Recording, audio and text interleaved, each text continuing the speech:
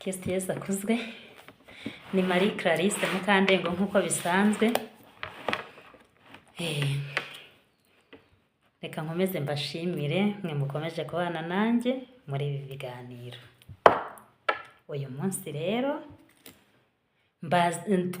twaboneye hamwe ibibazo cyangwa imyitwarire y'umuntu muganga yarangije guhagarikira imiti uko biba bimeze. Hari icyo wakuyemo, nanjye hari icyo nakuyemo. Uyu munsi rero reka turebere hamwe ihohoterwa cyangwa se ibibazo wa wundi warangije kurwara, umwe bavuga ngo yasaze, umwe wirutse ku musozi, ibibazo ahura nabyo. Kristo Yesu akuzwe. Ku izina ry'Imana Data na Mwana na Roho Mutagatifu, amina. Ngwino Roho Mutagatifu usanganye imitima y'abakwemera bagukunde, wohereze Roho wawe byose bibe bishya n'isi izabone guhinduka. Dusabe. Mana myinshi yakwemera Roho Mutagatifu, turagusaba kubwirizwa nawe, gukunda ibitunganye no kunogerwa nawe iteka ku bwa Yesu Kristo umwami wacu, amina. Isengesho ryo kwicuza ibyaha. Nyagasani, ibyaha nakugiriye byose ndabyanze, kuko binteranya nawe bikadutandukanya, rero ntunze ukandengera iteka, kandi ndabyangira ko byicishije Yesu Kristo umwana wawe ukunda. Dawe ubinkize, sinshaka kubisubira, ndashaka kuba uwawe, amina. Ku izina ry'Imana Data na Mwana na Roho Mutagatifu, amina. Warangije kubona ibibazo cyangwa imyitwarire y'umuntu wagize ikibazo cy'uburwayi bwo mu mutwe ahura nabwo cyangwa ahura nabyo iminsi ya none.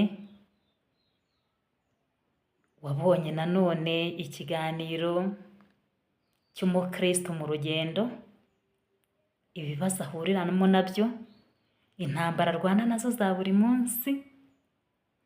Aha nubona ubayeho kuri iyi si ya rurema, ukabona ubayeho mu mahoro, mu mudendezo, mu mutuzo, nta kibazo ugira mu buzima, uzamenye ko utari umukristo. Nuhura n'ibibazo rero muri ubu buzima bwa none, ukagenda wiriguririra abantu bose, bazagera aho bakwange, bazagera aho bavuga ariko suriya noneho ubaho muri buriya buzima uhora dutakira, uhora tubwira ibenge, noneho abantu binube.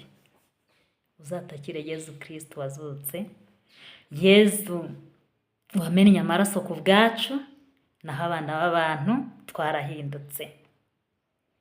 Nababwiye ko ushobora kugira uwo waganiriza ibyawe, ariko abantu bose siko bameze. Kubona umukristo nyawe muri iki gihe biragoye. Iyo bigeze ku ifaranga ho biba ibindi. Umukristo ku ifaranga ni ikibazo gikomeye. Weho rero ufite ibibazo bikomeye, waba uri Cyangugu, waba uri hehe, uzi kuri kominote ya Emmanuel ntawe ukuzi, bagutega amatwi batitaye aho wavuye, aho ho nagushishikariza kujyayo. Ariko wowe wo muri indi dini, ubishoboye nawe waza kwa Yezu nta guhezwa, cyangwa se ukajya mu ruhango kwa Yezu Nyirimpuhwe, naho rwose urabohoka kandi urahakirira iyo ufite ariko kwizera. Icyo uzakora cyose nta kwizera ntacyo bizageraho. Mumbabarire. Icyo uzakora cyose udafite kwizera ntabwo uzakigeraho.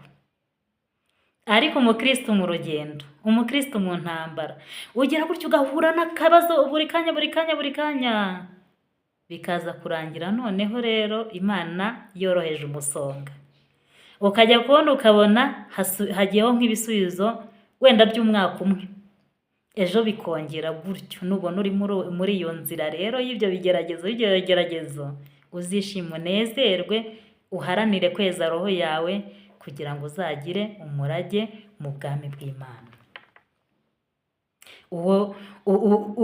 Urwo rugendo urimo rumeze gutyo nibwo bukristo. Ubwo rugendo urimo rumeze gutyo nta wundi uzabikuberamo ni wowe ubwawe. ariko nubona ubibayemo by'iteka ryose uzamenye ko ari wo musaraba wawe. Cyane niba ufite umugore akakunanira, ukagerageza ibishoboka byose ugakoranya imiryango bikanga. Niba ufite umugabo wakubereye ikigeragezo, ugakoresha ibishoboka byose ukiyambaza imiryango, izagera aho igusuzugura ikwange, uzibuke yuko ari wo musaraba wawe. Kwirukira mu nkiko rero ngo ngiye kwaka gutandukana, kwirukira mu bana b'abantu ngo ugiye kugisha inama, ibyo uzabyibagirwe. Inama ya mbere uzayihabwa na Yezu wazutse, wamennye amaraso ku bwacu, kuko uwo ni wo musaraba wawe. Umusaraba w'umuntu ntaho ujya, uzahora ari umusaraba wawe. Kristo Yezu akuzwe. Reka turebere hamwe rero ibyo bibazo. Umuntu iyo yarangije kurwara uburwayi bwo mu mutwe, gusenga ntabwo bikunda, kuririmba ntabwo bikunda. Ujya gusenga ukabona abagutesha umutwe benshi, ukabura paritse. Ushobora kubona abantu benshi baje bahurura bakakubuza gusenga, ariko abandi bantu ntabwo bababona, ni wowe ubabona wenyine. Umuntu warangije kurwara ashobora gutangira ijambo ry'Imana, agasoma Bibiliya, akumva hari n'ahandi riri gusomerwa. Ushobora kumva risomerwa mu ijuru, ntabwo nzi uko hatekereza aho ariho, ariko abenshi berekana ijuru ko ari ikirere, ariko mu kirere ntabwo ariho mu ijuru. Ushobora kumva ijwi rivugira ku rukuta rw'inzu urimo, ushobora kumva ijwi riri munsi yawe. Ntabwo bizakunda rero. Ubwo niba warwaye, ivuze hakiri kare, ujye kwa muganga, ureke kwirukanka mu bidafite 12. Wowe ufite umugore ufite iki kibazo, wowe ufite umugabo ubona warangije kurwara, irinde kumuhohotera umujyana mu bantu ngo bagiye kumusengera. Ntabwo uzi Imana bakorera izo arizo. Numujyanayo uzaba umuhohoteye, kuko azahangirikira kuruta uko wabitekerezaga wowe ubwawe. Insengero ziriho ni nyinshi, ariko ibyiza aho kumuhohotera umujyana muri abo banyamasengesho, uzamujyane kwa muganga. Hari abamuhohotera rero nk'uko ngo bari kumusengera bagakubita, bakagukubita nko mu mutwe, no kukongerera uburwayi, bakakubwira ibyo uvuga utabivuga, intambara ikarota, kubw'imyuka yabo ibarimo, cyangwa kubwo imyuka urimo nawe utazi aho yaturutse, niba ari mu miryango y'aho washakiye cyangwa se y'aho uvuka, ntabwo wabimenya. Itondere uyu muntu, umujyane kwa muganga aho kugira ngo umujyane muri aba bantu basenga. Hari n'abantu bagira gutya bakamuhohotera bamukingirana, bakagufata ugasanga imyaka 5, umwaka umwe, cyangwa amezi 5 cyangwa ukwezi kumwe ukumaze uba mu nzu. Umuntu warangije gufungiranwa rero abasigaye aganira n'abandi bantu wowe utabona. Irinde guhohotera uyu muntu, kuko ni umuntu nkawe kandi avuwe yakira.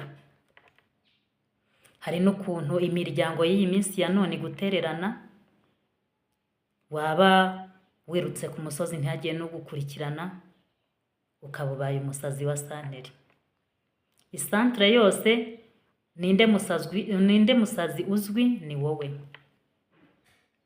Nyamara bakujyanye kwa muganga, hari n'igihe umwaka umwe waba umaze gukira. Iri ni ihohoterwa nshuti bavandimwe.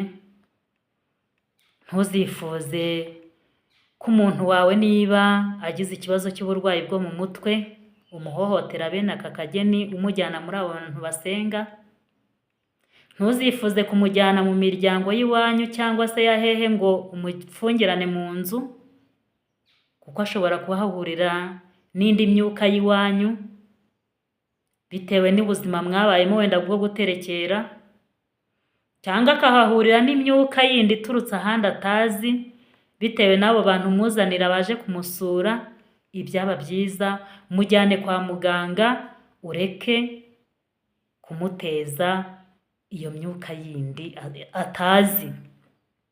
Ushobora kurwara wari umukristu, ushobora kurwara utarasengaga, ushobora kurwara utazi niyo biva niyo bigana, ariko waba noneho uri umuntu usenga, ushobora guhura n'Imana yawe abantu bakabibonamo uburwayi. Nababwiye ko kumbwira ngo Imana yakubwiye, kumbwira ngo Imana yavuze, uzabanze umenye ngo Imana yakubwiye ni iyihe.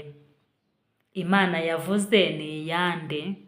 Urugero ushobora kugira gutyo ugatangira ngo ku izina ry'Imana Data, ukumva nk'ijwi rivugiye ku rukuta hejuru ngo urantabariza iki ko turi kumwe mwana wanjye.